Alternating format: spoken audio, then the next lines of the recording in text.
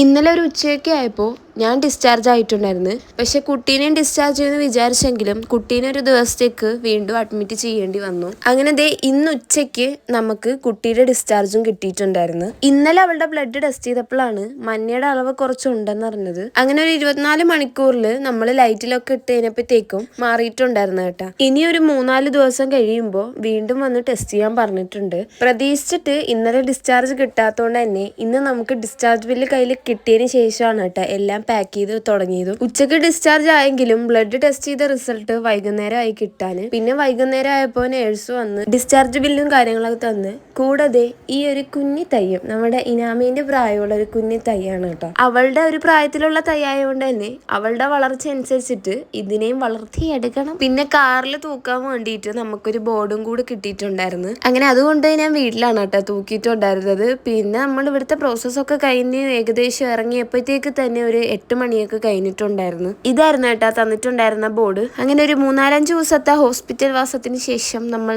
നമ്മുടെ റൂമിനോട് bye bye പറഞ്ഞിറങ്ങിയിട്ടുണ്ടായിരുന്നു. എനിക്കെന്തോ ആ റൂം ഒരുപാട് ഇഷ്ടപ്പെട്ടിട്ടുണ്ടായിരുന്നു. നമ്മൾ ഹോസ്പിറ്റലിൽ വന്ന ഫീലൊന്നും ഇല്ലായിരുന്നു. എവിടെയോ ഒരു ട്രിപ്പ് വന്ന് റൂം എടുത്ത ഫീലായിരുന്നു കേട്ടോ. എനിക്ക് ആ ഒരു വലിയ ഗ്ലാസിന്റെ വിൻഡോ ആയിരുന്നു കേട്ടോ ഒരുപാട് ഇഷ്ടപ്പെട്ടിട്ടുണ്ടായിരുന്നു. അവിടുന്ന് നോക്കുമ്പോൾ ഉള്ള വ്യൂ അടിപൊളിയായിരുന്നു. അങ്ങോട്ട് നോക്കുമ്പോൾ കാടാണെങ്കിലും നമുക്ക് എന്തോ മൂന്നാറും വാഗമണ്ണൊക്കെ പോയിട്ട് എത്തി നോക്കുന്ന ഒരു ഫീലായിരുന്നു. അങ്ങനെ ഞാൻ നടത്തിയൊരു ഇൻവെസ്റ്റിഗേഷനിൽ എനിക്ക് മനസ്സിലായത് അവിടെയുള്ള എല്ലാ റൂമിലും ഈ ഗ്ലാസിന്റെ വിൻഡോ ഉണ്ടെന്നാണ്. അങ്ങനെ നമുക്ക് പോകേണ്ട കാർ വന്നിട്ടുണ്ട്. നമ്മൾ ഇറങ്ങിയ ടൈമിൽ നല്ല മഴയും ഉണ്ടായിരുന്നു കേട്ടോ. അങ്ങനെ ഞാൻ ഒരാളായിട്ട് വന്ന് 2 ആളായിട്ട് തിരിച്ച് പോകുവാണ് കേട്ടോ. ഇനാമി ആദ്യമായിട്ട് നമ്മുടെ വീട്ടിലോട്ട് വരുവാണ്.